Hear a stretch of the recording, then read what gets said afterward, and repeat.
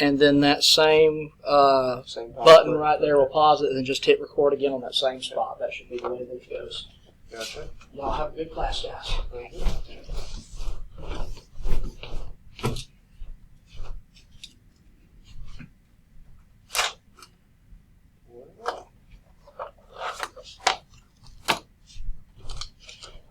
So we're going to do Bible manners and customs today, and then tomorrow we'll do ministerial practicalities.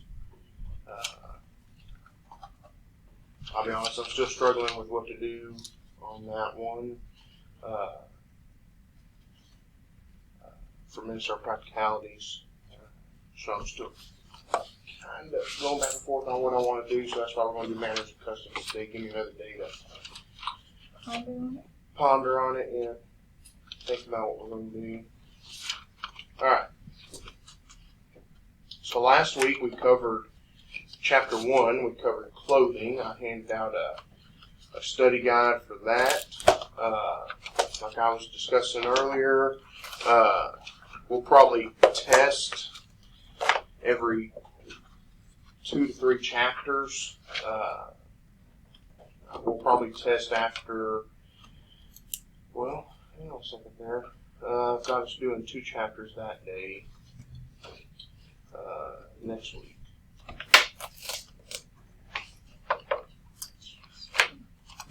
We'll see. Because our chapter today is a long one.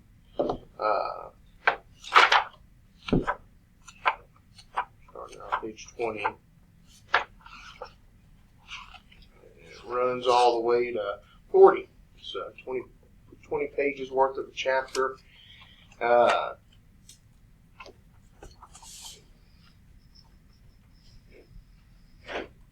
We'll test next week. We'll go ahead and test next week. So it'll be on chapter 1 and 2. Now today in the class I'm going to hand out a study guide. Okay. Now I didn't hand out a study guide last week, did I? Mm-hmm. Okay. So with the study guide, let me pull mine up on my computer. Do y'all have y'all's? Mm-hmm. Okay. I forgot my book. Okay. Well, I imagine there's an extra one. Okay. Lord, yeah. All right. We'll go over these and I'll go ahead and get those reads. I'll show y'all what the test will look like. Chapter 1.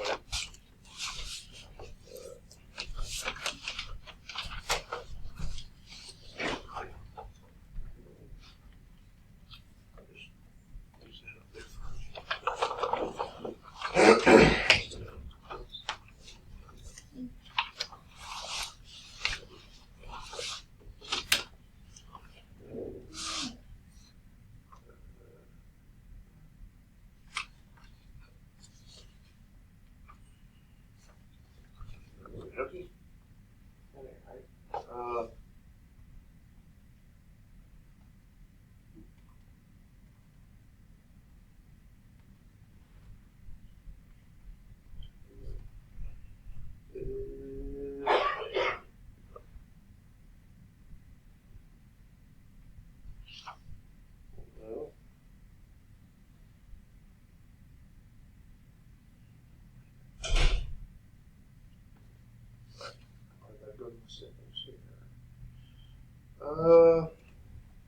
But the thing about I try and make the tests and the syllabus are practically identical. Okay, everything that is on the syllabus,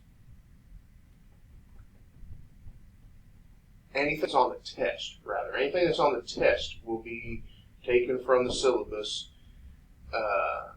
and made into a question, or it might be a fill in the blank or something along that line.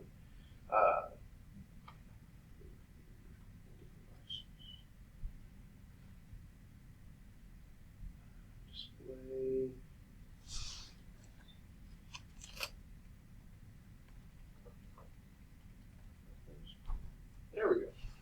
All right.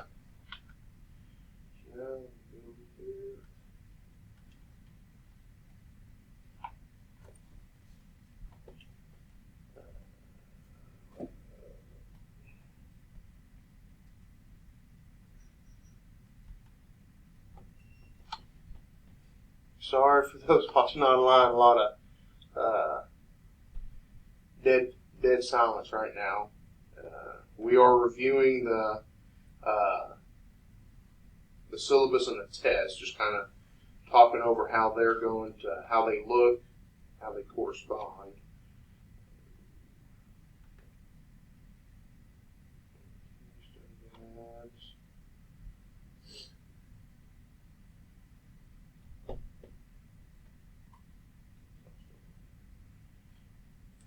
Chapter 1 study guide. This is what I handed out last week. Alright, so the Chapter 1 study guide.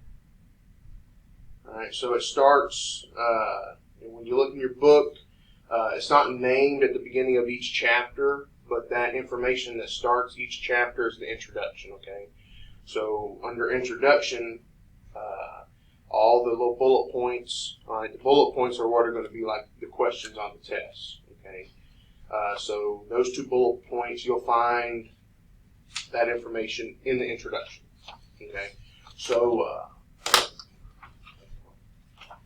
when you go and you look at the introduction of Chapter 1, okay, you'll find there in the first paragraph that sentence there, footwear and coats were options. All right, though considered, or it might not be completely word for word. All right, but footwear and coats were worn, though considered to be optional articles of clothing, depending on wealth and climate. So you'll go and you'll look in the introduction. You'll find that sentence right there. Footwear and coat were options. Okay, they're optional clothing. But most of the time, there'll be some times where I'll have to kind of phrase it to where I'll be able to make it into a question, like what I had to do there. But like that next one, all right. Paul uses the tunic. You go to your introduction there, that is directly from the textbook, word for word, I believe, unless I misspelled something or I did something wrong there. But I don't know why I put a question mark on that. Probably want to copy and paste it from the test. And then now y'all are going to get a look here at the test. No. So we'll go back to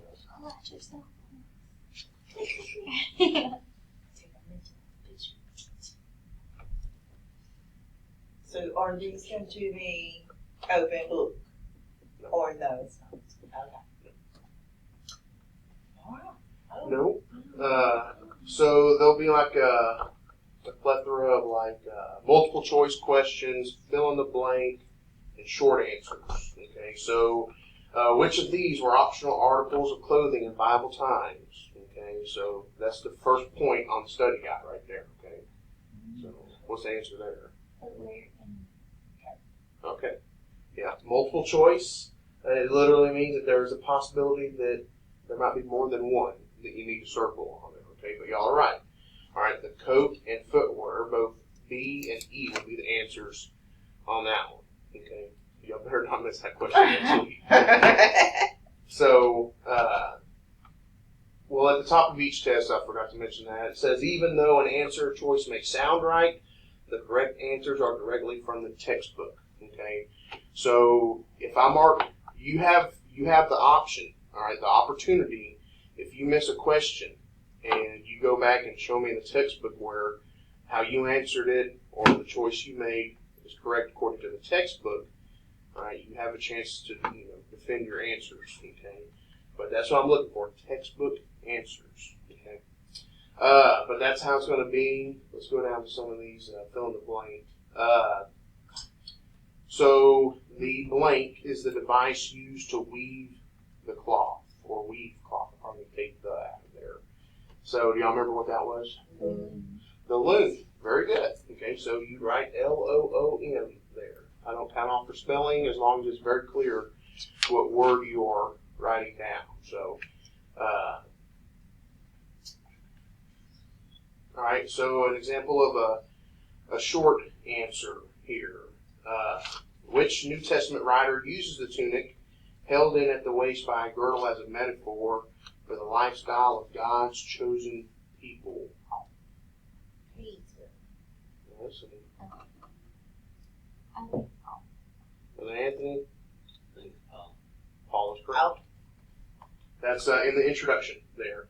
Now, I will say when I first studied that, I got them mixed up a lot too, because Peter also kind of talks about, you go over to the tunic section there,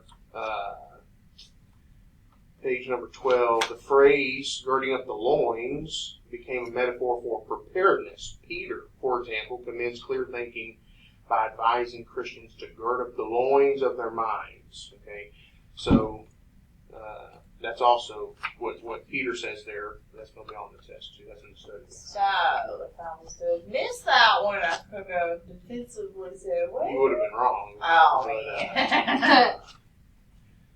But yes, if you think you got it right, Yeah. all right, you can definitely bring it to me and plead your case. All right, and there sometimes I'll throw in a bonus question at the end, which won't be on the study guide. If you miss it, you don't lose points, okay? But if you get it right, you might be able to get like something to help you out. Like if you miss some other question in the test, you'll get credit for 1 point. So if you make 100 and you get the bonus question, you technically get higher than 100. All right, which has happened in the past. I have students do that in the past. I say that like I've had a big number of students. I've had 5, but y'all, and then Mama Donna and Beverly. Let's see. Also, every once in a while, I don't think I've done it on every test, there will be at the end of it, like a brief research question. So that's usually something where I'll take your test and then I'll give that to you for you to do once you've handed in the questionnaire test. But anything that's on this test comes from the study guide. Okay, so it's not stuff that all the tests you should be prepared for. Okay, I've given you everything that you need to prepare for them. Now, sometimes you might argue that you need a little bit more time, and I completely understand that. But we do have a lot of material to cover, and with a subject like this, manners and customs, you're really able to do something like this with the tests, and because there's a lot of information that we cover here that definitely supplements Bible study and what we already know about the Bible, and then also with geography, though we won't have we'll have a final for geography. That's about it. But I want to reinforce, and I don't want us to study this stuff and then not give it a chance to sink in and to later on be beneficial to us because we never reinforced it through tests. But and there'll be every once in a while might be like some homework or something, but not very often for this class. All right. So we'll test chapter 1 and chapter 2 next week.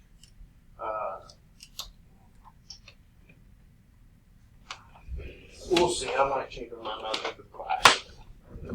All right. So we will get into it now. We are doing chapter 2 today, dwellings. Are there any questions regarding what we talked about? Very good. All right, so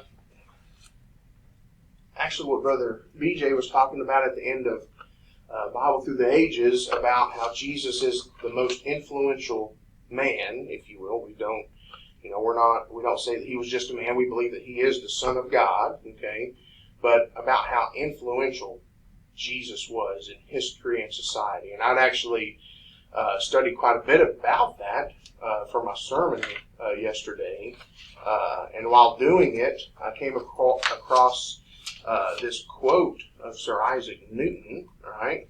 That gravity Brother BJ was talking about in class. All right, this guy's the one who kind of discovered it. All right, he didn't create it, or it was nothing new when he, started talking about it. Okay, but he said there are more sure marks of authenticity in the Bible than in any profane history.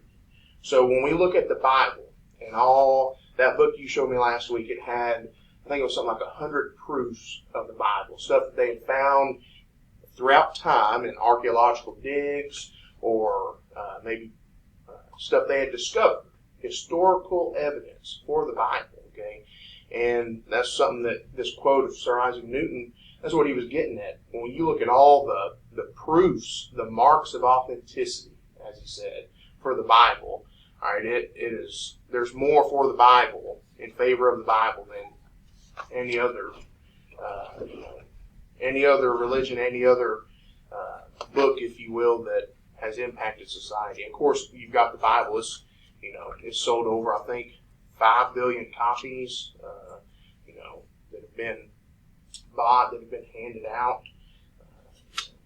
But it is a book that is, if you will, supported by all kinds of proofs that have been discovered or further founded the truth of it. All right, so dwellings. So when we talk about dwellings, we're talking about houses, where people live. All right, page number 20. There are two characteristics of dwellings in the Holy Land. First, they have a typical shape and style of building. They tend to be squarish, with a flat roof and external staircase, and are often built of white limestone blocks. This has become the pattern because of climate, availability of building materials, and an original need to build so as to conserve space. The second characteristic is to preserve the very old with the relatively new, so that visitors to the area today can see alongside modern buildings, dwellings of the type used by Abraham. So that's one thing you do see a lot of, where modern cities have arose and where new buildings happen. In a lot of these areas, they kind of build around what is already there. There's a picture in here somewhere.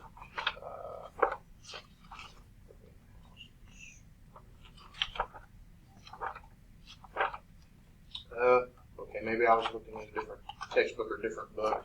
But where you see where they built, there's all kinds of old historical dwellings and stuff, and they just kind of built around it. But getting on here with this first topic here, dividing the land. Right. The Israelites gained their land by conquest, and every tribe and family looked upon its inheritance or allotment as from God. The way the land was divided is described in the second half of the book of Joshua. Okay, so everything we've read right there, I know. Okay, the Israelites gained their land by conquest. All right, they looked upon their inheritance or allotment, their land, as if it was given to them from God. All right, and then the way the land was divided is described in the second half of the book of Joshua. Now you don't have to be familiar with the whole second half of the book of Joshua. Just kind of knowing that, how they divided their land, all right, can be found in the book of Joshua. Okay, the area was divided up by line and allocated by lot. All right, a lot was literally a two-sided disc believed to be in God's control when thrown. The results of the throw were used to find His will. A proverb expresses it. Proverbs 16:33, the lot is cast into the lap, but its every decision is from the Lord. David was therefore able to thank God that the lines had fallen in very pleasant places for him. He had a good inheritance. All right, this next part I would also underline, pay a special note to. Once allocated, inheritances were marked by landmarks, right? So there are a number of things that could have been used to mark your land, or the lines that were the border for your land, okay? A heap of stones, a natural feature, which could have been like a border or a unique tree or something like that, something that was naturally occurring, okay? It could have been that heap of stones, a natural feature, or a double furrow of plowed land. And the landmark could never be moved because to do so was to alter the gift of God. I know that too. Why didn't they move the landmarks? Because to do so was to alter the gift of God. For the same reason, it was dishonoring to God. Is that a C in y'all's book? Yeah. Okay. It was dishonoring to God to sell one's inheritance. Naboth refused to sell his vineyard to King Ahab for this reason. Okay, so we definitely passed up a lot of scripture references here, so let's look at some of them. So there in regards to that line we got from David, all right, it gives it to us there in the text. All right, the lot is cast into the lap, but it's every decision is from the Lord, that proverb there. The Psalm 16 reference, we'll look at that. David was able to, he thanked God that the lines had fallen in very pleasant places for him. He had a good inheritance. That Psalm 16:6 is where we see his thanksgiving there. Would anybody like to read that? Psalm 16, verse 6. The lines are fallen unto me in pleasant places. Yea, I have a goodly heritage. Goodly heritage. Goodly heritage. Okay. So he was very thankful that the lines had fallen in pleasant places. I definitely agree that would be something to be very thankful for. All right. The landmark can never be moved because to do so was to alter the gift of God. We have the scripture reference of Deuteronomy chapter 19, verse 14.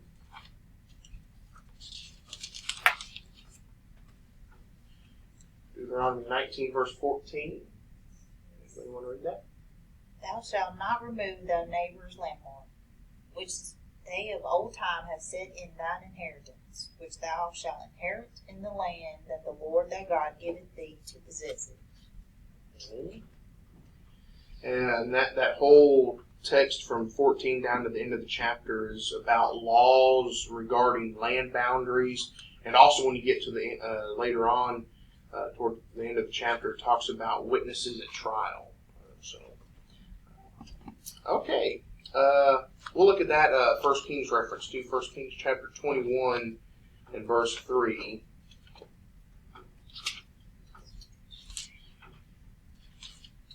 First Kings 21:3, and Naboth said to Ahab, the Lord forbid it me, that I should give the inheritance of my fathers unto thee. The inheritance of his fathers, which would have been considered by anyone who had had inheritances passed down to them as a gift from God, especially land. Right? He's saying there, the Lord forbid it. The Lord forbid it, that I should give the inheritance of my fathers unto thee. Okay. And obviously, Ahab was very displeased by that. Okay, selling the land, page 21. There was need on occasion to realize the cash value of property when a particular family fell on hard times. But all land sold for such a reason had to be returned to the original owner in the year of Jubilee, which came every 50 years. Okay, so know that that all land sold for such a reason. Maybe someone needed money. Land sold for that reason had to be returned to the original owner in the year of Jubilee. Okay, know that. And also that the year of Jubilee occurs every 50 years. Definitely be familiar with that. We'll go ahead and look at the scripture reference there. Leviticus 25, verse 10. What does the Jubilee mean? I don't know what it means. I kind of know. Well, let's read this first. Leviticus 25:10. Anybody want to read that? And you shall hallow the 50th year, and proclaim liberty throughout all the land unto all the inhabitants thereof. It shall be a jubilee unto you, and you shall return every man unto his possession, and you shall return every man unto his family. Okay, so the year of Jubilee here, it occurs, the beginning of the chapter he's talking about the Sabbath of the 7th year, and then he talks about the Jubilee that happens every 50 years. All right, it's a hallowed year, a holy year, and you will proclaim liberty or freedom. I was thinking. I thought it was a drink or something. That's what I was. Okay, that's all right. It's a chapstick. It's All right. So the year of Jubilee was they proclaimed liberty or freedom throughout all the land unto all the inhabitants thereof.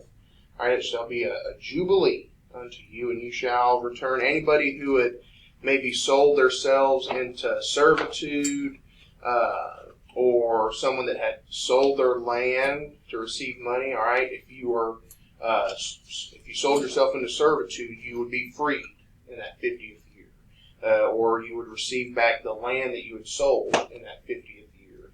All right, freedom, that liberty there that is being talked about there.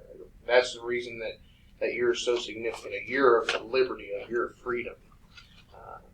And later on in the book there's a part of a chapter that talks about the calendar of significant years and stuff like that, and talks about the year of Jubilee. All right, so the sale value of the land was based upon the number of years left until Jubilee, and that's in the same chapter that we're at there, Leviticus 25, verses 13 through 17. In the year of this Jubilee you shall return every man unto his possession, and if thou sell aught unto thy neighbor, or buyest aught of thy neighbor's hand, ye shall not oppress one another. According to the number of years after the Jubilee thou shalt buy of thy neighbor, and according unto the number of years of the fruits he shall sell unto thee. Verse 16, according to the multitude of years thou shalt increase the price thereof, and according to the fewness of years thou shalt diminish the price of it. For according to the number of the years of the fruits doth he sell unto thee. Ye shall not therefore oppress one another, but thou shalt fear thy God, for I am the Lord your God. So even here we have, laws being put in place that protect, people from being oppressed or having, being taken advantage of. And it's really something else. This is, stuff that to us, maybe to many others, would seem like, more modern ideas, okay? But this is thousands of years ago, okay, being put in place here in the laws that the Lord is going to have His people abide by. So the sale value, if there were, let's say if there were, compared to being 45 years left until the year of Jubilee, all right, the price would be higher, okay, if you were to sell it. But if it was only a few years until Jubilee, like say 5, it would be severely diminished, because in 5 years, whoever's buying it is just going to have to return it back to the seller, the one who owned it. So such transfers were very carefully arranged and monitored. Money was weighed and deeds were drawn up describing every detail of the land in the presence of witnesses. The Jews seem to have taken over this practice of transfer from ancient times. So a comparison there from Genesis chapter 23 to the kingdom era after the nation of Israel had been established, where we would read in Jeremiah 32. So we'll look at these. I guess we'll look at the Jeremiah 32:9 reference first, since it's listed first. Jeremiah chapter 32, verses 9 through 12. And I bought the field of Hanamel, my uncle's son, that was in Anathoth, and weighed him the money, even 17 shekels of silver. And I subscribed the evidence, and sealed it, and took witnesses, and weighed him the money in the balances. So I took the evidence of the purchase, both that which was sealed according to the law and custom, and that which was open. And I gave the evidence of the purchase unto Baruch, the son of Neriah, the son of Maaseiah, in the sight of Hanamel, mine uncle's son, in the presence of the witnesses that subscribed the book of the purchase before all the Jews that sat in the court of the prison. Okay, a lot is happening there. All right, they're going through the process. All right, very, and it's me that, and I subscribe the evidence. Okay, endorsing sealed it, took witnesses, weighed him the money of balances. A lot went into the process here of selling the land, the field that he had bought. All right, now let's go to Genesis chapter 23. Thousands of years beforehand, or not thousands of years at this point, Genesis chapter 23 is correct. Genesis 23, verses 4 through 20. Let me find here where the text we need to look at here is relevant. This is after the death of Sarah.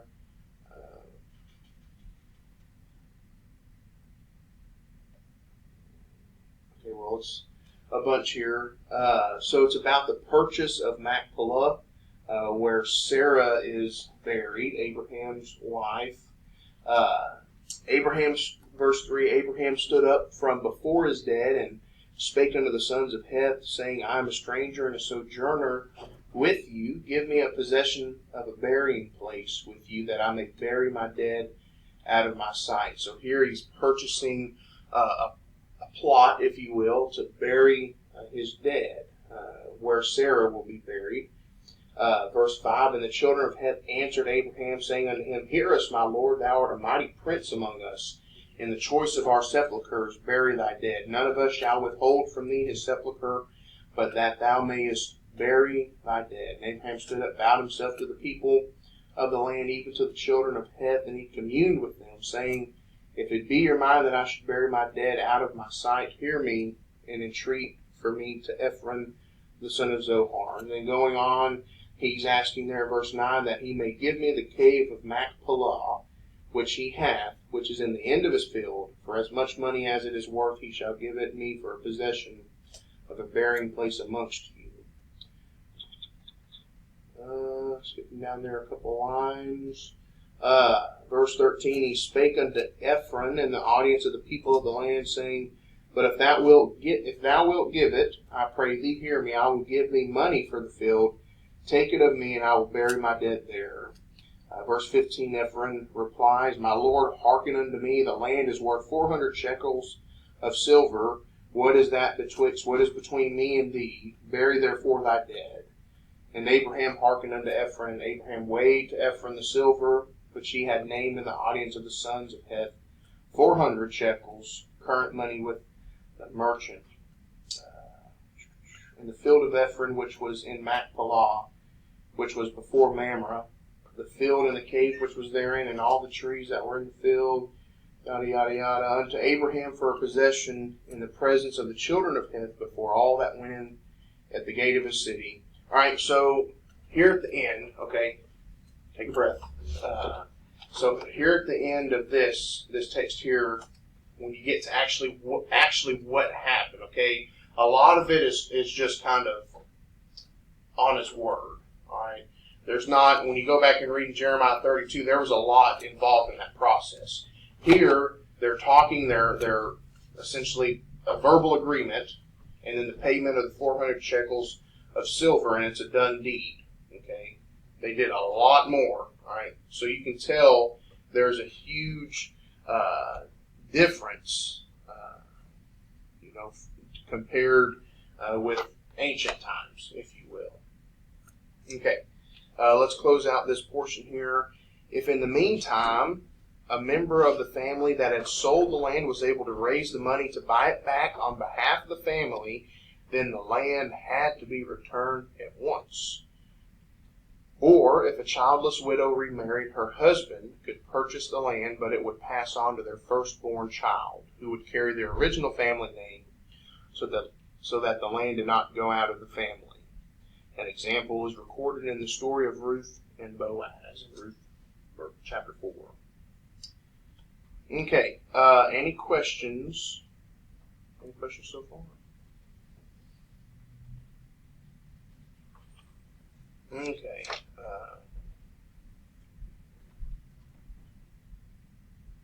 We'll go for a little bit longer and then take us a 10-minute break. All right, so the people of the land. The people of the land.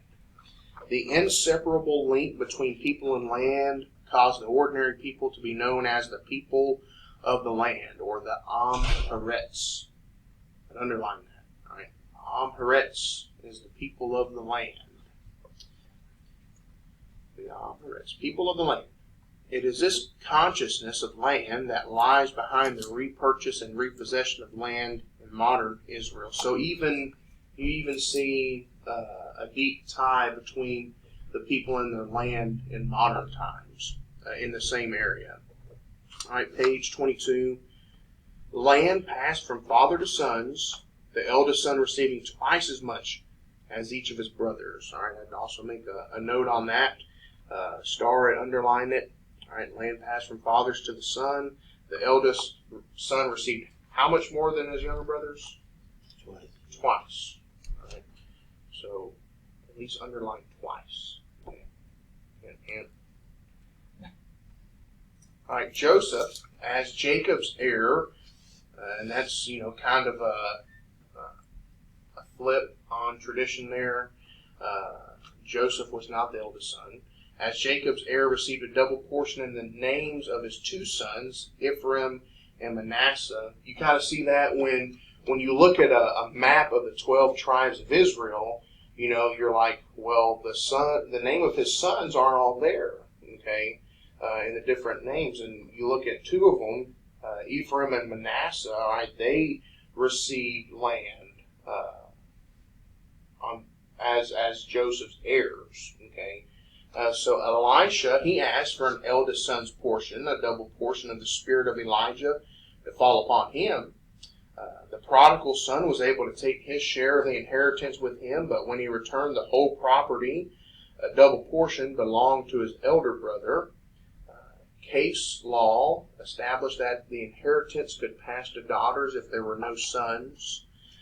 Numbers 27, 1 through 11 describes the circumstances where this rule was given, along with other laws of inheritance. So a very strong connection to the land that these people, the people of the land, all right, a very strong connection with the land. It passed down from father to sons. There were certain cases, as we read about at the end of that section, where it could pass on to daughters if there were no sons.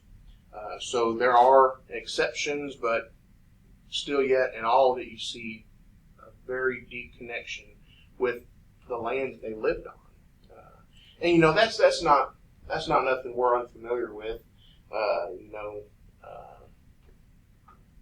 People, the land that they own, the land that they live upon, that's something that they treasure and look forward to their kids, growing up there, living there one day, taking care of it. I think of one of my favorite places to go on earth, even though it's a very limited amount of travel, never went out of the United States or anything like that, but is where my Mimi and Pawpaw live. Okay, they've lived there my Pawpaws lived there for a long time. All the kids love going out there, the grandkids, and even though if the land were to pass down to anybody, it wouldn't go to him. But one of my younger brothers, he always talks about them leaving him the land, because he loves it out there.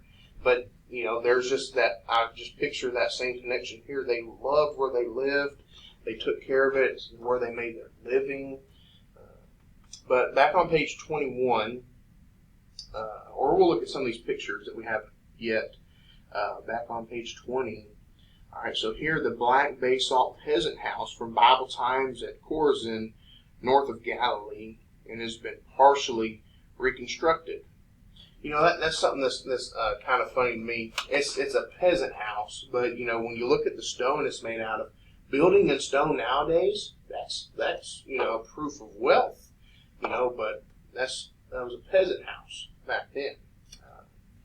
I just always found that picture kind of interesting with the caption and the comparison to today. Back on page 21, the boundaries were often marked by heaps of stones. You kind of see that there in that picture, this line of stones here, okay, and then this heap right here as well beside him. All right, so these aren't, huge allotments of land. Some of this this land is very small areas, maybe the size of this building or the lot that it sits on.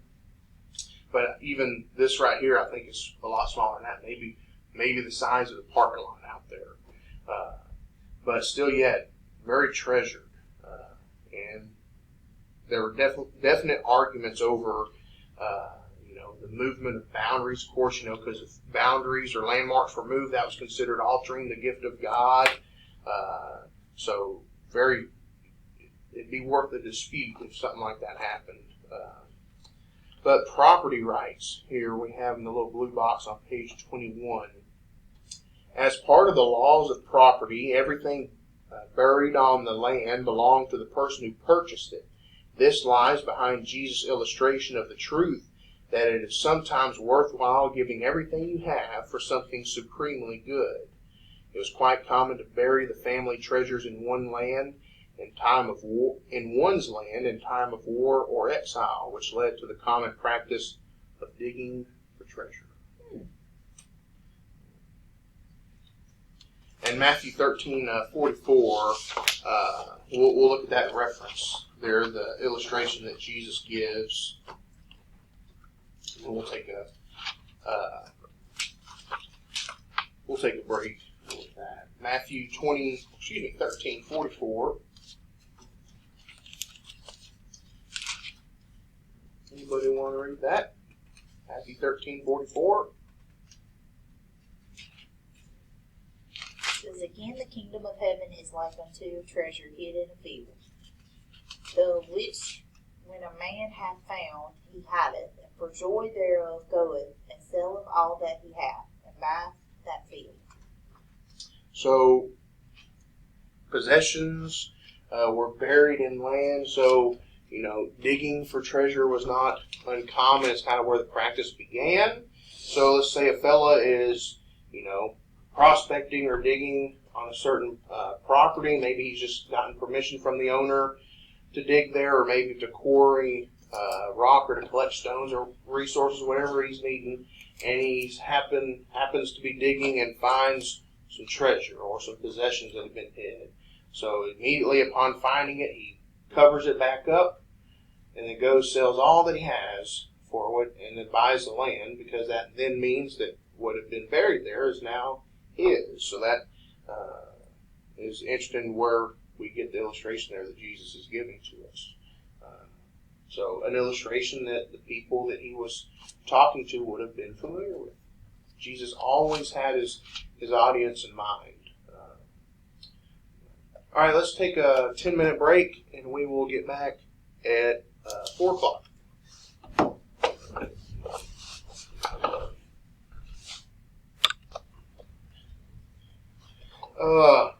Have any of y'all given thought to maybe what you're going to do your project on? Yeah.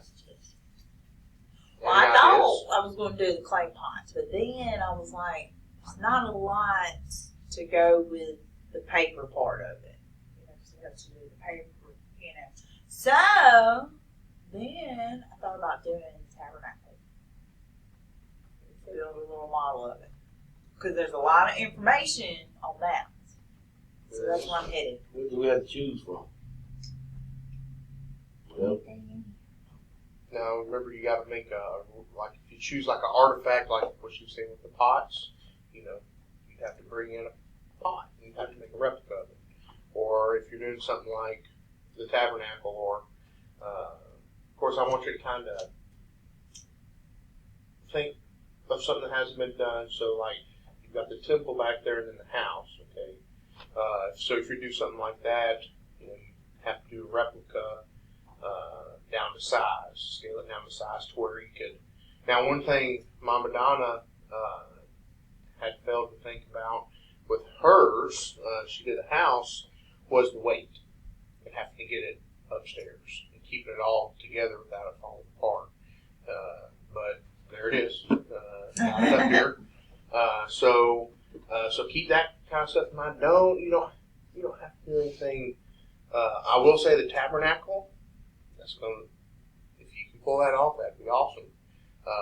But you got to make sure you get your model correct.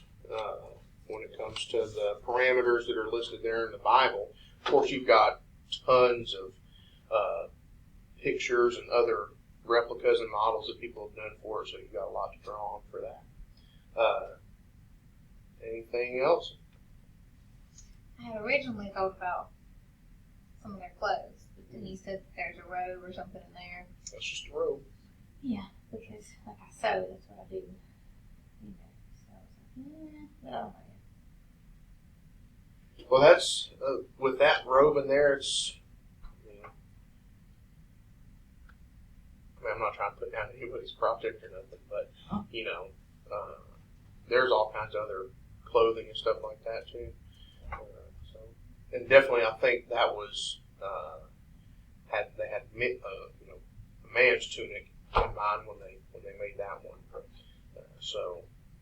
I mean, you got a lot you could do if you went that route. Anthony, you thought of anything? Not yet. Well, you still got time. Still got lots of time. Now, if any of y'all need help, maybe narrowing it down, picking something, let me know. Of course, there are examples like with the house and the temple in here. You've got the robe in the other classroom.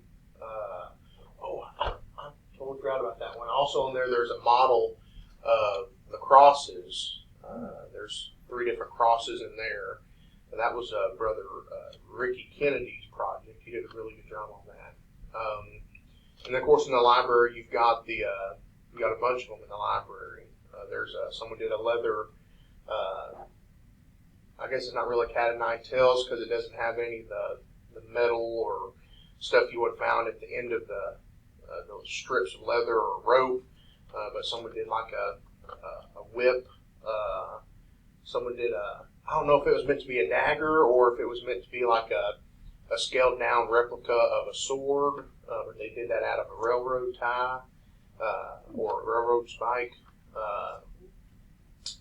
There's baskets, someone did baskets. So, I mean, you can kind of, get an idea, maybe draw some inspiration from those, and think about it. Now, just a reminder, this semester, the actual project, the replica, artifact, whether you do a replica of a building or something like that, or an artifact, that's at the end of the school year. So in May or April in that area. This semester is the research paper. So you'll do like a research paper on your artifact. Definitely, look in your book, get what information you can there. Of course, you've got the library. There are going to be some days that are for the library that we'll spend the whole day.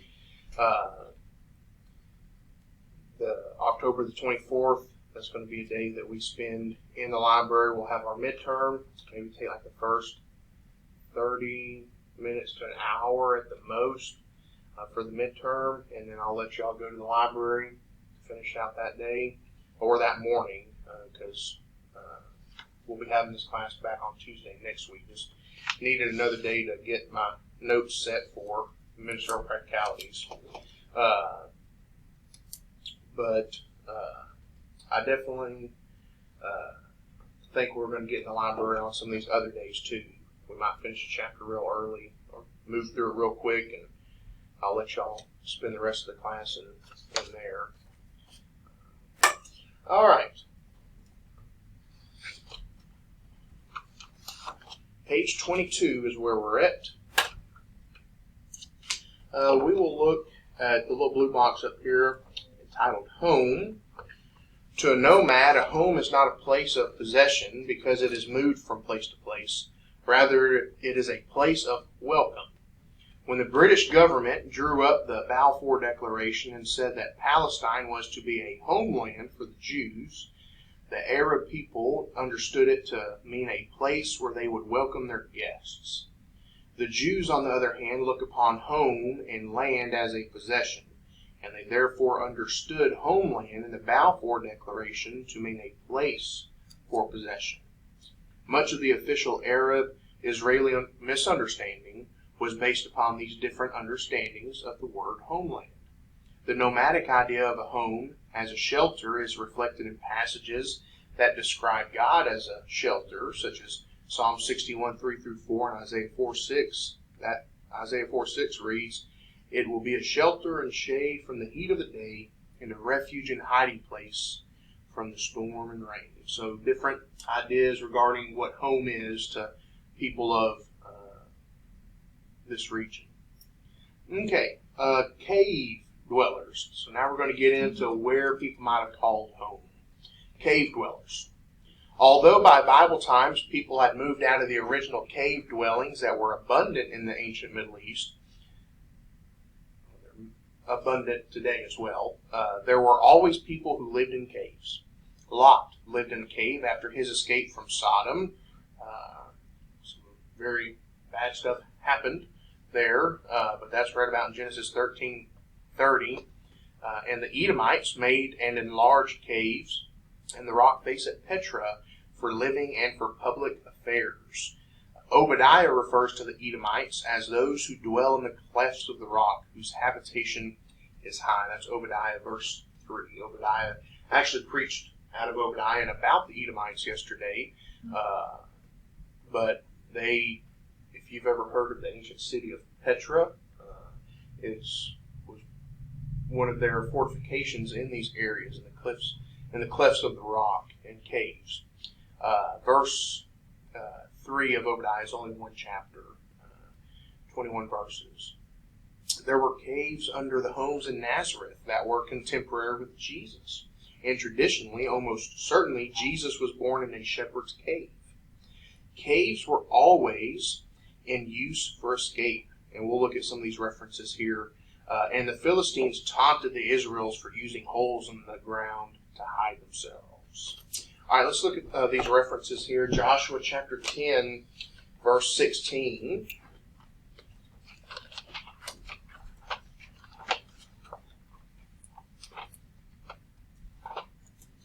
Joshua chapter 10, verse 16.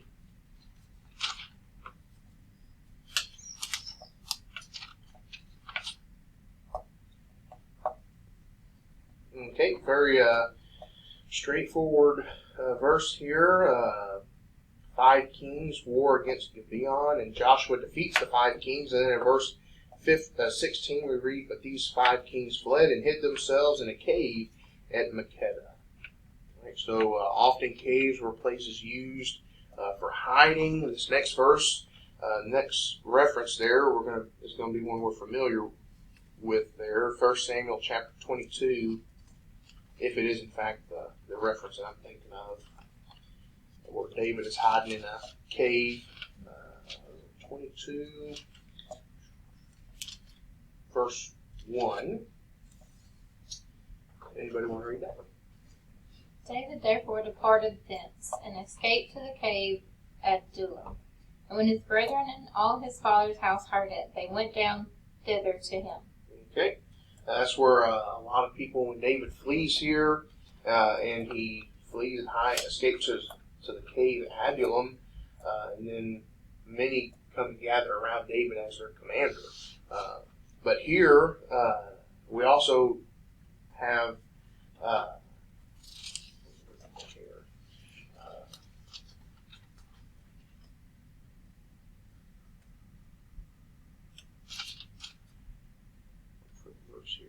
it's in chapter 24.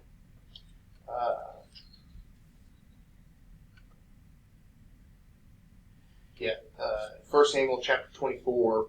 And he came to the sheepcotes by the way, where was a cave, and Saul went in to cover his feet, and David and his men remained in the sides of the cave. So what Saul is doing is he's going in this cave to relieve himself, right? And the men there, they try and convince him there. And the men of David said unto him, Behold, the day of which the Lord said unto thee, Behold, I will deliver thine enemy into thine hand, that thou mayest do to him as it shall seem good unto thee. Then David arose and cut off the skirt of Saul's robe privily. So he stuck up and cut off a part of his robe. And it came to pass afterward that David's heart smote him because he had cut off Saul's skirt. He hadn't done any harm to him, but still yet he was convicted about what he had done. And he said unto his men, The Lord forbid that I should do this thing unto my master, the Lord's anointed, to stretch forth mine hand against him, seeing he is the anointed of the Lord. That shows David's heart there. Saul, in David's eye, was still the anointed king of Israel. Even though he was seeking to kill him, he was still his king. And, it just shows David's heart, his heart there, and his commitment to the Lord as well. But they were hiding in a cave, and anyway, we'll move on. 1 Kings chapter 18 and verse 4. Anybody have that wants to read it? 1 Kings 18 and verse 4.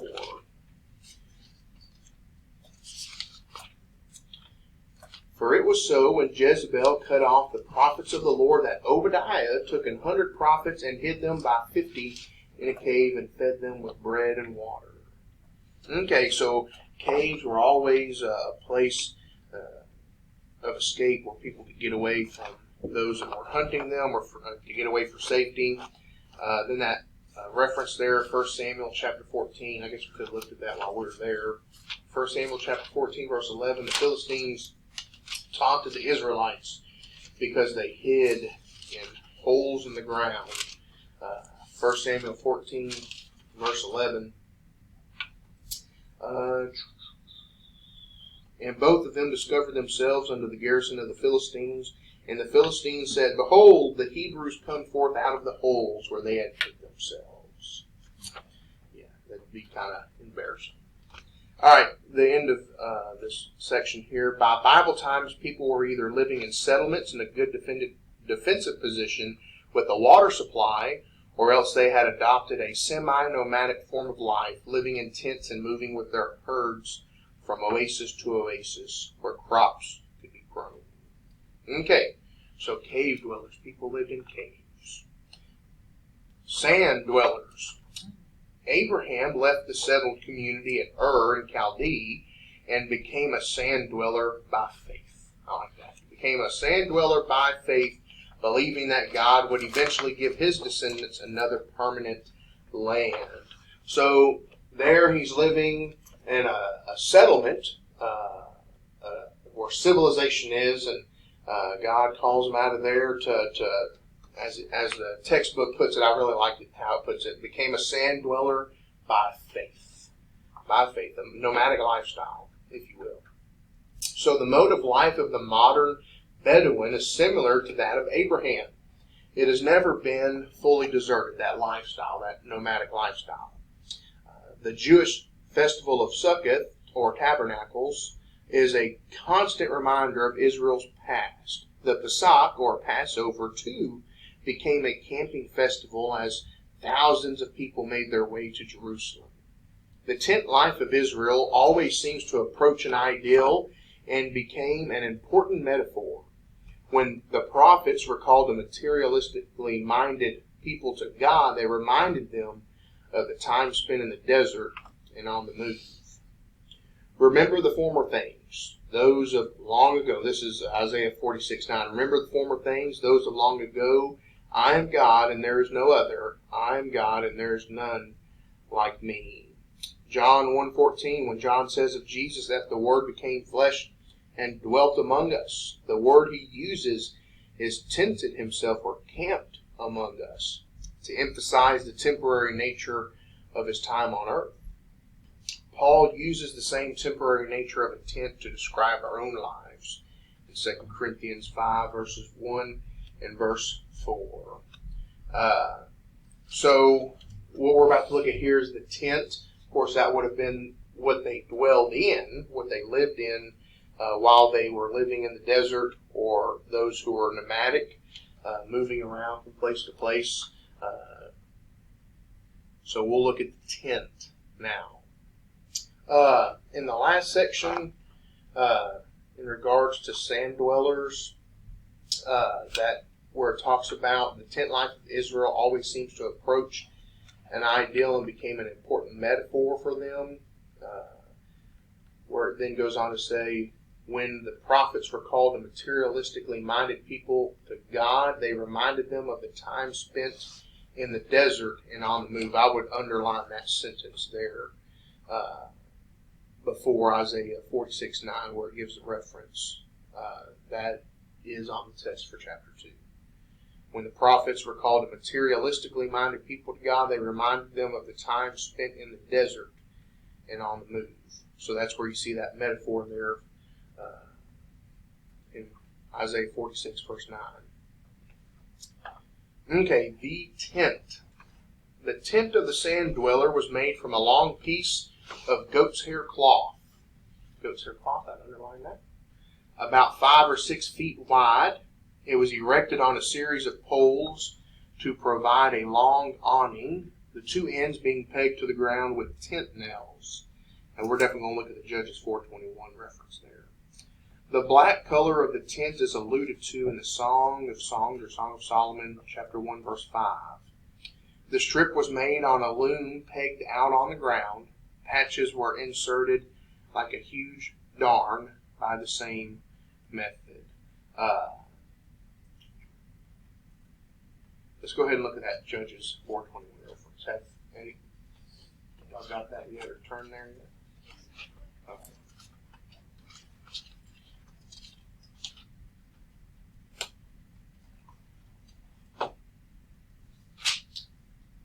Judges 4, verse 21.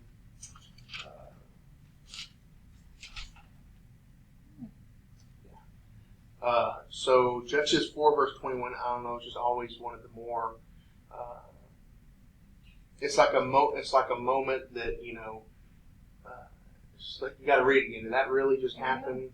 Yeah. Judges 4, verse 21, then Jael, Heber's wife, took a nail of the tent and took a hammer in her hand and went softly unto him and smote the nail into his temples and fastened it to the ground, for he was fast asleep and weary. So he died. So, and these aren't, you know, when we think of tent pegs nowadays, you know, they're like little thin metal. This is not what's being talked about here. Like a long wooden, maybe sometimes made out of metal if you could afford it, but long. You know, they held these big, these aren't small tents. They held these tents down, and she sure enough drove that thing right through his head. God's head went softly unto him. Yeah, just kind of went in there softly at night.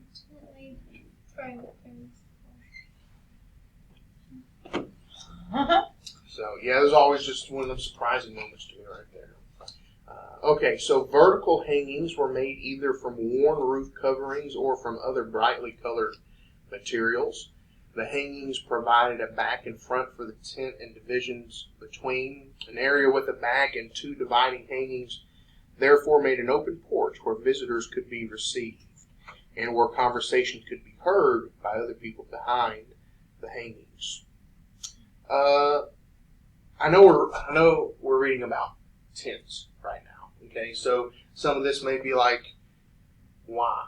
You know, why do we need to know this? Why read about this? It helps to understand how they lived. Okay, and especially when we're going to look at this here in Genesis 18, you know, it kind of, now that you've studied about it, you've seen pictures of it and diagrams of how the tents were put up. You kind of, it's like you can picture it in your mind.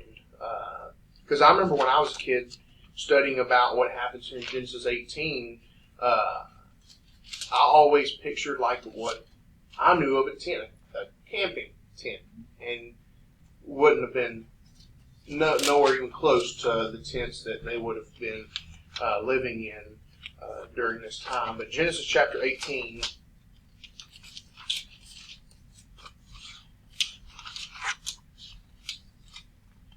verses 1 and 2, this is where the Lord appears. The Lord appears to Abraham, and the Lord appeared unto him in the plains of Mamre, and he sat in the tent door in the heat of the day, and he lifted up his eyes and looked, and lo, 3 men stood by him, and when he saw them, he ran to meet them from the tent door and bowed himself toward the ground. All right, so where he was sitting at was at the front of the tent. Okay, he sees these visitors coming, so he runs out to meet them, and he brings them But then verses 9 through 15, this is where Sarah is reproved for laughing at the strange promise. Well, verse 9. And they said unto him, Where is Sarah thy wife? And he said, Behold, in the tent. And he said, I will certainly return unto thee according to the time of life. And lo, Sarah thy wife shall have a son. And Sarah heard it in the tent door, which was behind him. Now Abraham and Sarah were old and well stricken in age, and it ceased to be with Sarah after the manner of woman. Therefore Sarah laughed within herself, saying, After I am waxed old, shall I have pleasure, my Lord being old also? Verse 13, And the Lord said unto Abraham, Wherefore did Sarah laugh, saying, Shall I of a surety bear a child which am old? Is anything too hard for the Lord? At the time appointed I will return unto thee according to the time of life, and Sarah shall have a son. Then Sarah denied, saying, I laugh not, for she was afraid. And he said, Nay, but thou didst laugh. You did laugh. I always thought this was an interesting interaction here. She was probably, up against the door listening to what was being said in there, and then she hears that she's going to have a child. And they were old and well stricken in age. And she laughed within herself, not out loud, but the Lord heard her. Okay. The tent could be extended simply by weaving an extra length onto the original awning and providing an additional hanging curtain. The awning was not waterproof until the first rains of the season had caused the cloth to shrink. So, if you had a new tent, first night you slept in, if it was going to, or the first period you were sleeping in until its first rain, it wasn't that first rain, it get wet. But after it dried out, the cloth would shrink and it would then be waterproof. So I would note that the awning was not waterproof until the first rains of the season had caused the cloth to shrink. Rugs were... You could get it wet. Possibly, if you had a water source. Is that what you're talking about? Yeah. You could probably waterproof it beforehand if you had enough water readily available. Rugs were placed on the ground underneath the awning, and the family's possessions, such as food, cooking utensils, water carriers, and so forth, were kept beneath the tent poles. The only male allowed, I would note this, the only male allowed within the curtains of the tent was the husband or father. Other men remained in the porch area. So the only male allowed within the curtains of the tent was the husband or the father. Definitely know that. That'll be on the test. And then you might as well just go ahead and underline it as well. Other men remained in the porch area. And of course, those will be on the study guide that I'm going to print off here at the end of the class. But pointing these out to you now so you can have them marked in your textbook. All right. I'd also know this next part here. Entry of a male stranger within the women's quarters of the tent was punishable by death. So if you weren't the husband or the father there, the leader of the family, you better not go into the women's quarters of the tent, especially if you're a male.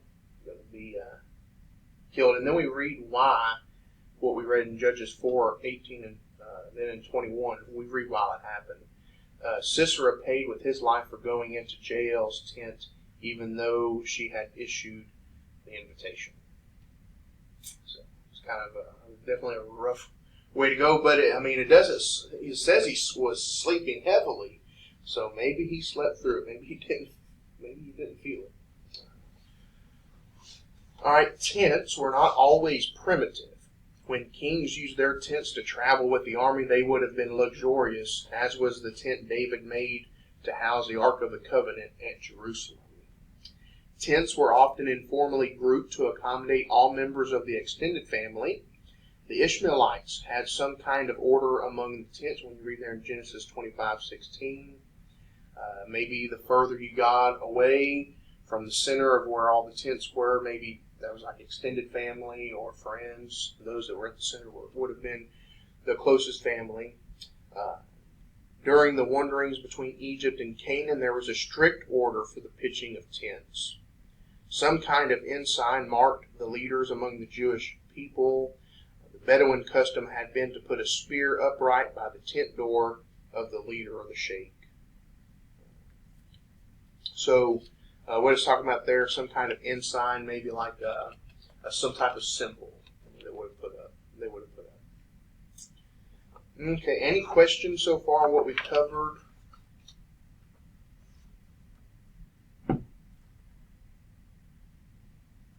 Okay, of course, previous pages we've had lots of pictures for us to look at, used to help us kind of grasp what's being talked about in the textbook. Back on page 23, we read the caption there, the women's quarters of a tent. Notice the floor coverings and assortment of jars and pots for storage. The men's area would be separated off.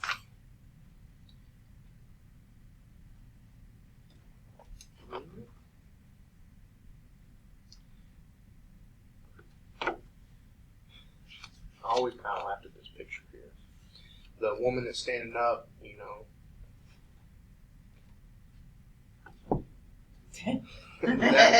that might be a depiction of what we read there in Judges chapter 4. That might be someone sneaking in or something like that. A man. But anywho, next page we've got some pictures of tents as well. Page 24. The women's section of the Bedouin tent there. Page 24. That's of course a picture we have on these two pages.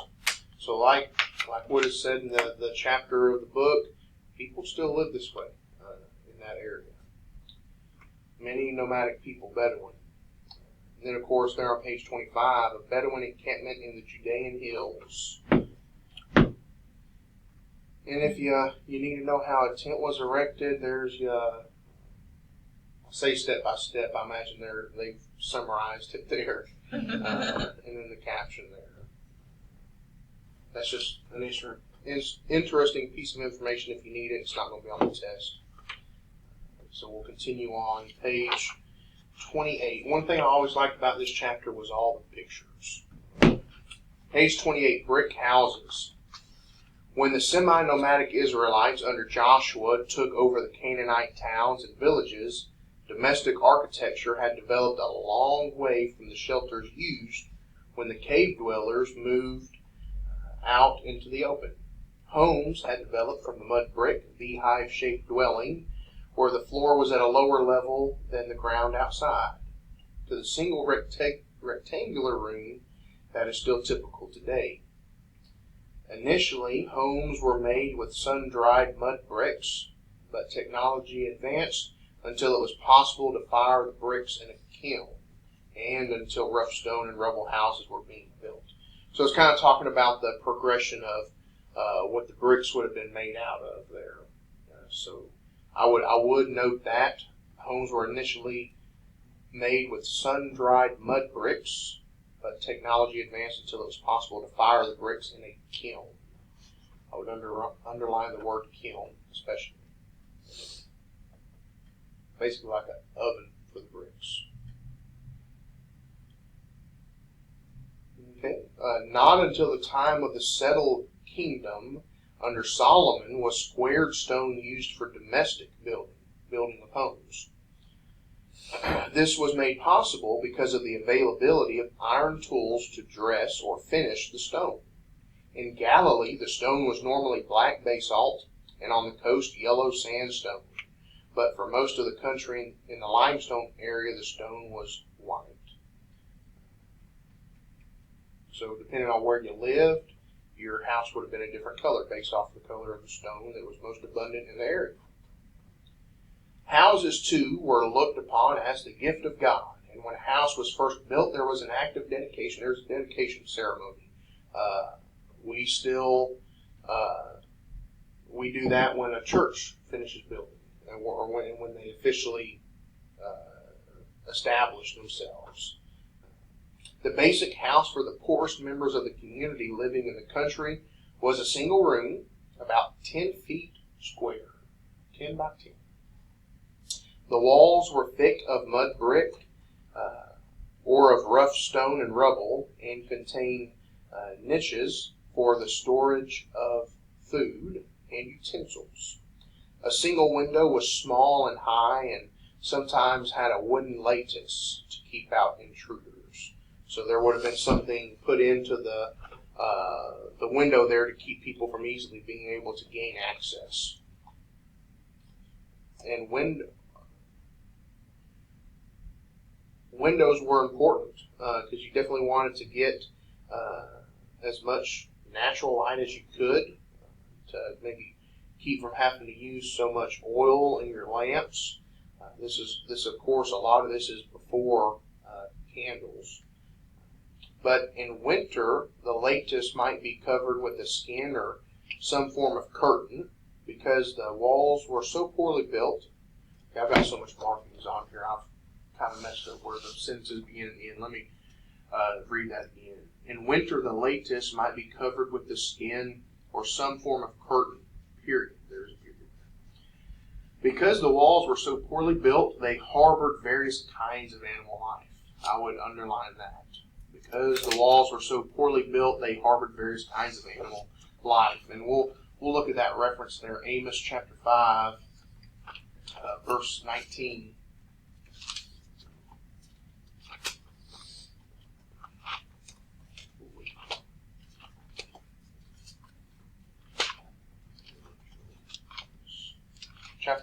Amos chapter 5, verse 19. Anybody want to read that?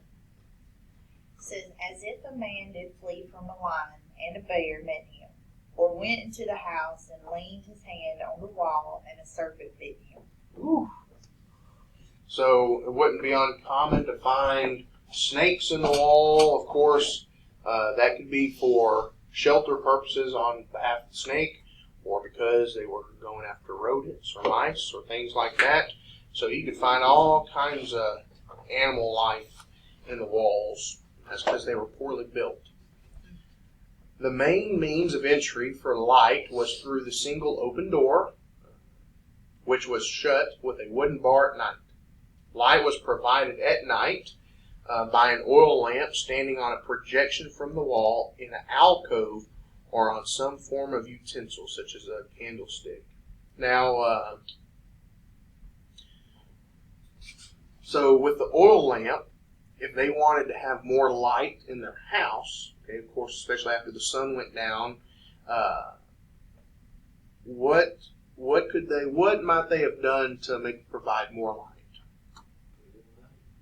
Put it up higher, exactly. Okay, I don't know if that's said in here, but that's on the test. Okay, so how could they provide more light? They could raise the lamp higher.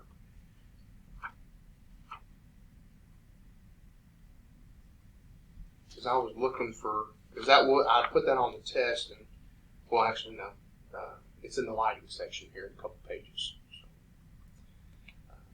So, I just wanted to make that note right there while we're talking about lighting in the house. Okay, so the floor was divided into two parts. The area nearest the door was leveled and stamped down earth, but at the back of the room was a raised platform of stone that was used for family activities such as eating, sitting, and sleeping. Not until Roman times were tiles laid on the lower floor. The state of the floor and the lack of light would certainly make it difficult to find a lost coin. That's in the parable. Chapter 15 is what I call God's lost and found department. Because we read about the lost coin, the lost sheep, and the prodigal son.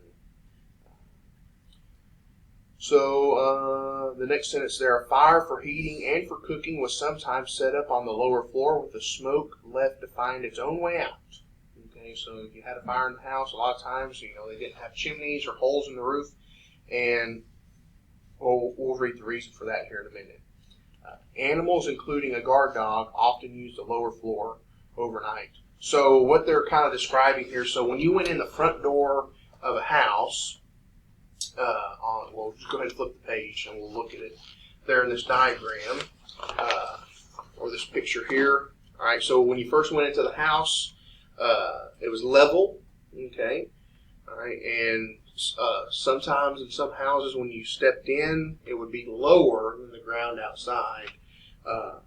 And then that's where you might find, like I said, a guard dog or animals, as you see in this picture, such as the sheep, perhaps the little lambs that were brought inside. But that raised platform that it talked about a little bit ago is also pictured very well there. It's where you kind of got the area where the cooking might be happening or the preparation work is happening there. But I think we'll read about that later, so I'll save it for then. All right, so the flat roof, page 29. The roof was constructed by laying brushwood across rough sycamore beams and binding them together by using mud. It is hard to realize that in Bible times the country was heavily wooded and remained so until the depredations of the Romans and the Turks. Right, a heavy roller was kept on the roof to compact the material after rain. Roofs were not watertight and therefore had two characteristics: leaks and a green color. The period from November to March, the rainy season, was a cold and miserable time. Proverbs 19:13 refers to the continual drip of water. Right. Now, I would note this next sentence. The roofs were green because the seeds in the mud, natural and they would lay grain out to dry on the roof, so it was just natural that some of the seeds would fall into the roof, get into the mud, and the green color was caused from those seeds sprouting. So that is why the roof over here is green on that model. That was something that she brought out in her presentation. Okay, so the flat roof did have advantages. It could be used as a vantage point, as a place for cool and quietness that was conducive to worship, for drying out crops and storage, and to sleep on a hot summer's night.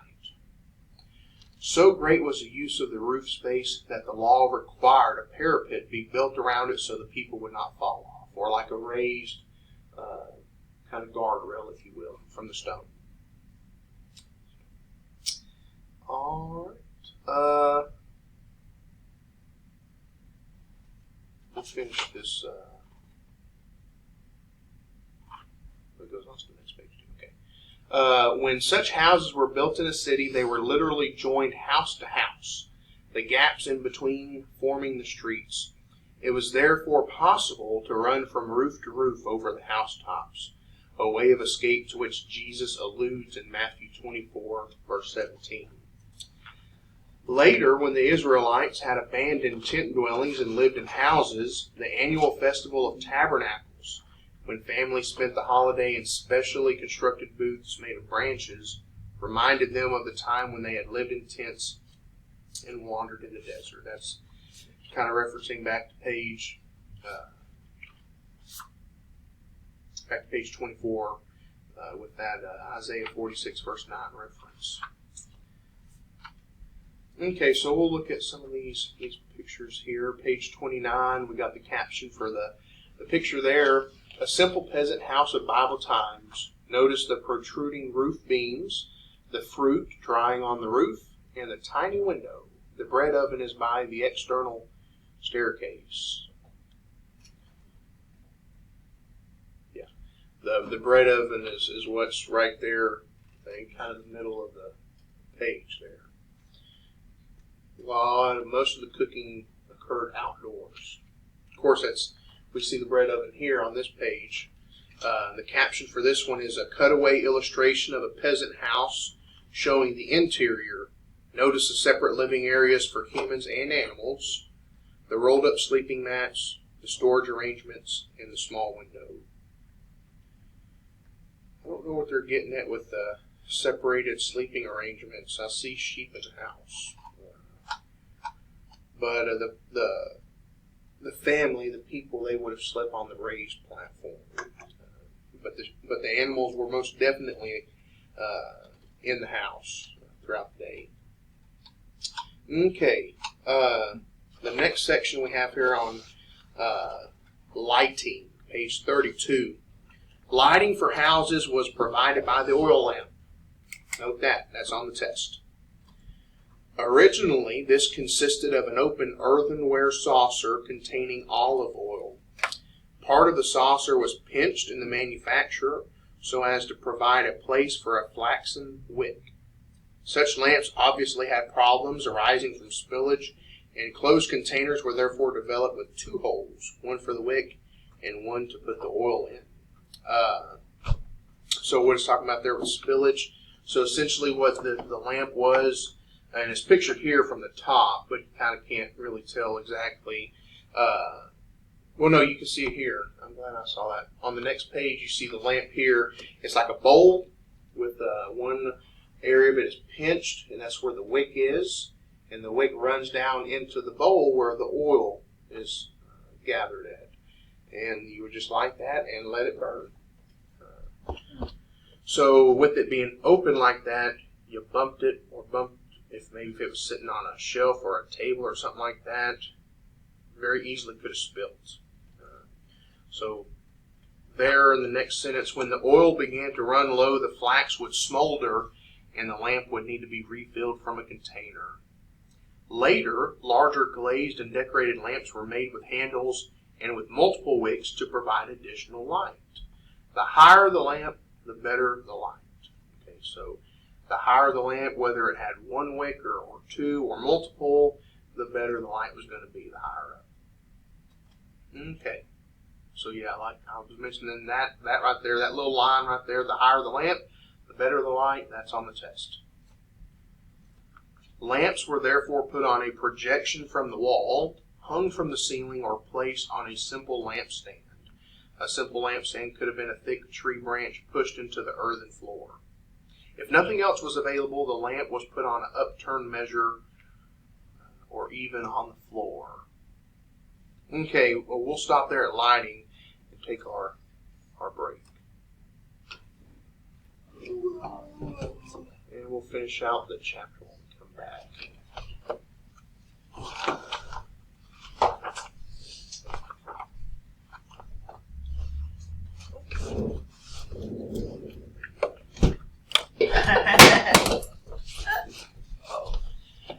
All right, so we're on page 32. Just got done talking about lighting and housing in ancient times. Now we're going to look at heating. Heating and cooking were done by fire. Just be familiar with that fact. They used natural combustible materials such as dried animal manure, sticks, dried grass, thorn bushes, and charcoal. Okay, I'd be familiar with those as well. Just kind of the variety. I think there might be one of the questions on the test is name 2 materials that they would have used to start a fire or to fuel a fire, something along that line. The fire could be made in the open or in a depression in the earth floor, or contained in some kind of earthenware cooking box. Better homes were provided with a chimney. Remember earlier we read if they had a fire in the house, the smoke kind of went where it went. Better homes were provided with the chimney, but in most cases the smoke blackened the roof and choked the persons inside. Fire was kindled by flint or by friction. So how they first started a fire is either by flint or by friction to get the spark. One of the most important fuels was the wood of the white broom plant. Its embers stay hot for a long time, and even the seemingly cold ashes can be easily fanned into a blaze. Heating is particularly important in the hill country. Winters are cold and damp, and there are falls of snow. Okay, so in the hill country, all right, winters are cold and damp, and there are falls of snow. All right, I'm sure we haven't missed anything. Well, yeah, we did miss a couple things back on page 32. The little blue box there, the open door. Luke 11, verse 7, I have placed before you an open door. This refers to a house in the country. To have shut it would indicate that it was nighttime, or that no people were there. The verse, therefore, means that God is always available. It has nothing to do with opportunity. All right, the light in the darkness, the yellow box there. Light in the dark peasant home was a necessity. To sleep without a light was a sign of utter poverty.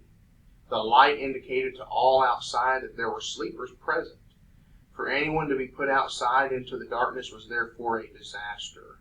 For God to light one's lamp was a supreme blessing.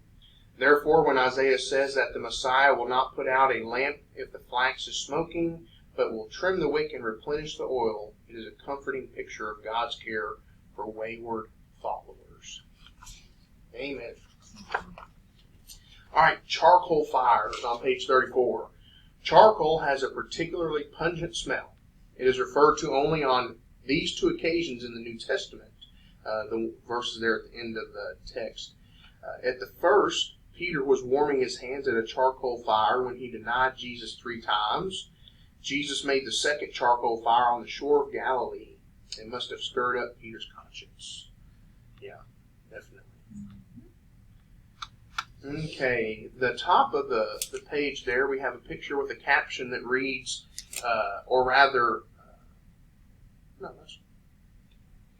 it's, I guess, a caption for both of these pictures here on page 35 and the one we have at the top of the page. We have these two captions here.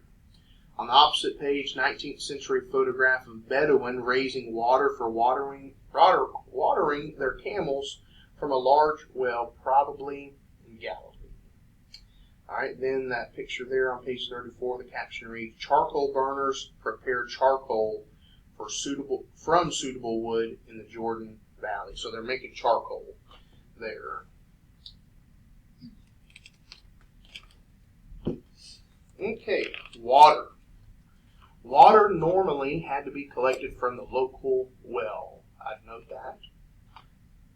And because the collection was such a chore, everyone dreamed of the time when he would have his own cistern.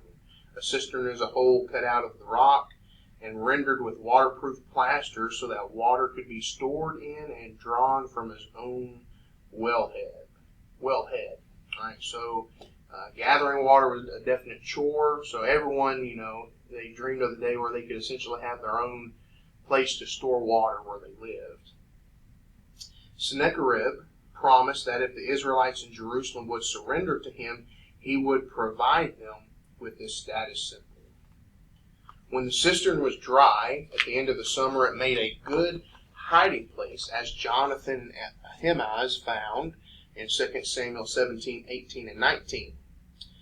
There were no means of sanitation in the simple peasant homes.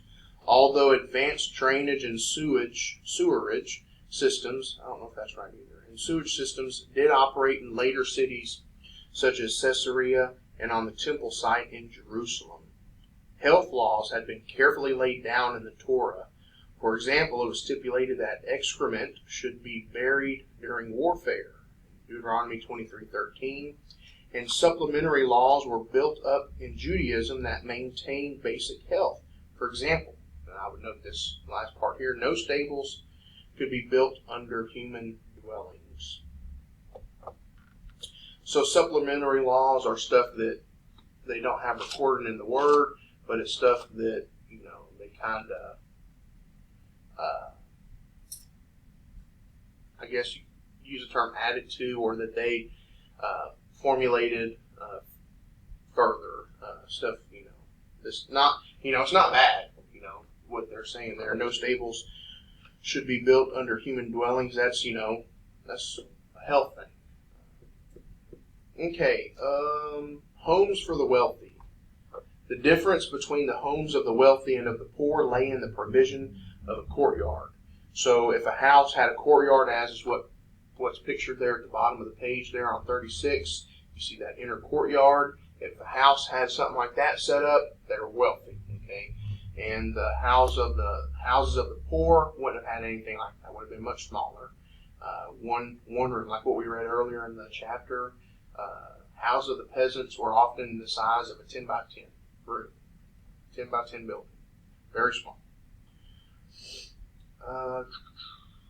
At the lowest level, this was simply an enclosure added onto the house.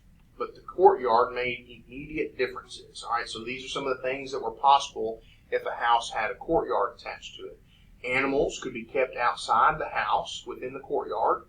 Cooking could be done in a corner of the courtyard. Lost my place there. There would be no problems of security over access to the roof, because the stairway from the roof would come into the courtyard. So let's go back to one of these old other pictures. On page 30, okay, we have our house here, a small house, okay, though, looking at it, it don't look bad, but it is small. They don't have a courtyard. They have a fence, you can kind of see in the picture. But you can imagine if they're in a city or where a lot of houses are, there's going to be another house right beside them, all right? And you have the stairway here. The staircase is on the outside of the house, so anybody could get access to your roof. Okay. Now, what kind of stuff did they have on their roofs? They had grain. They stored stuff up there. Often people would lounge up there. People would sleep up there during the summer nights because it was cooler. Sleep under the stars. All right. But if you had a courtyard, okay, like what we have pictured back on where we're at, all right, the stairwell is inside of the wall, okay?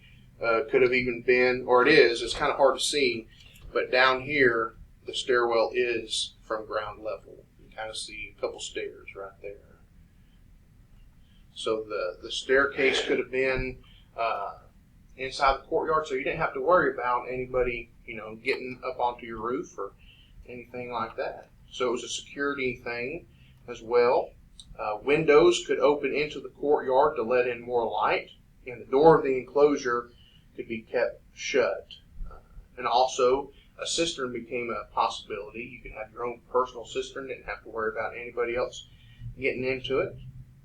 All right, people with greater wealth would build 2 or 3 rooms around the courtyard, and rooms would sometimes be built to provide an upper story, an upper level of buildings.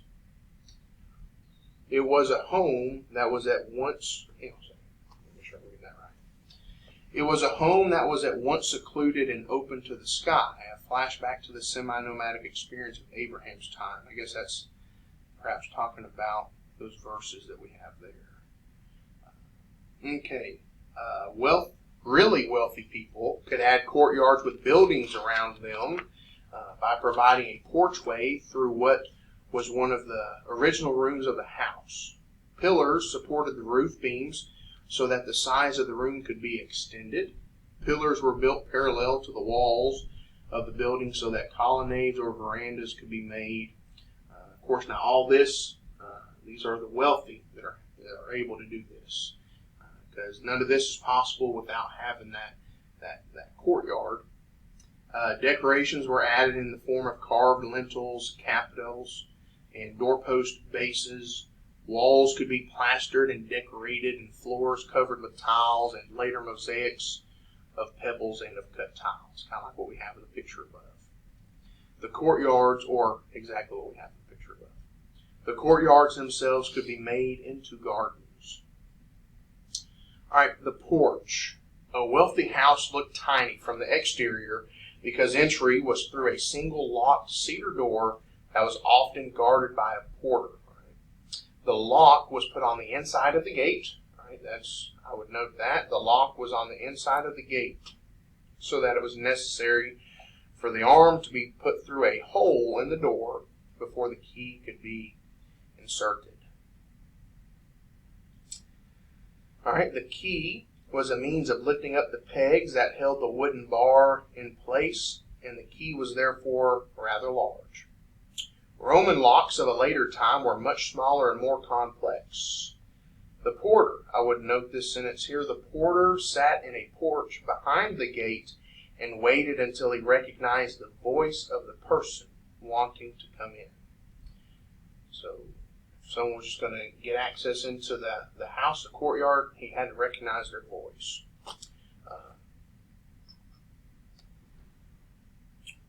Rhoda took the place of the porter and waited until she recognized the voice of Peter. But she still would not open the door until she had told the others who it was. When Jesus said that he stood outside the door of the church at Laodicea and knocked, it implied that it was a wealthy church. Okay, furniture. Whereas the less wealthy managed a bed, table, and chairs, the wealthy had proper beds piled high with cushions. Dining tables were to be found in the homes of the wealthy. Stools, together with back chairs, were provided to rest the legs. Lighting was provided by large candelabra. There was no real limit to the facilities provided in the palaces of the day, but there were fewer rich people than there are today.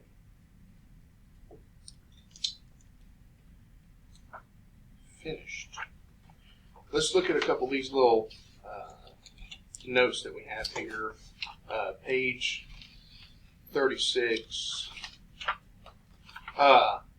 Actually, on page 34, we missed one too. We have a picture there of the ancient well at Beersheba in southern Israel.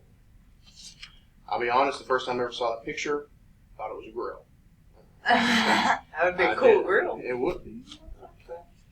Yeah, but that is a well. It's probably been, it's probably had that covering put on it so people can't, climb in there or something like that.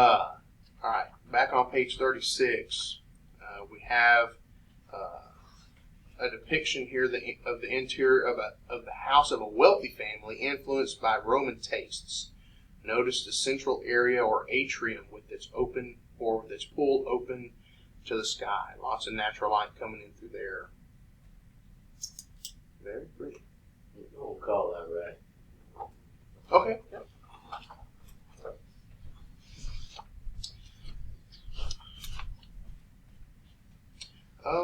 On page 38, we've got this little blue box, and we'll close with what's in there. The healing the paralytic.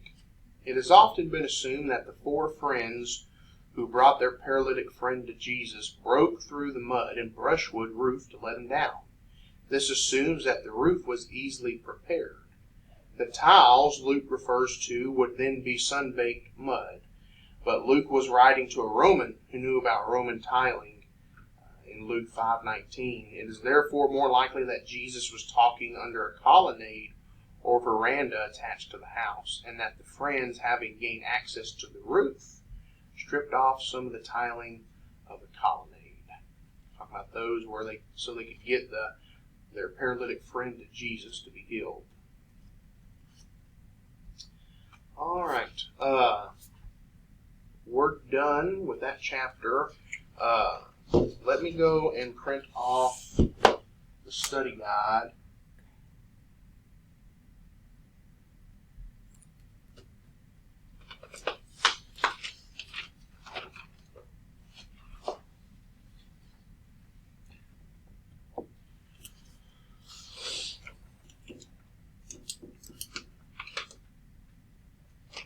Still don't know about testing on this next week. This is a big chapter. It's a long chapter.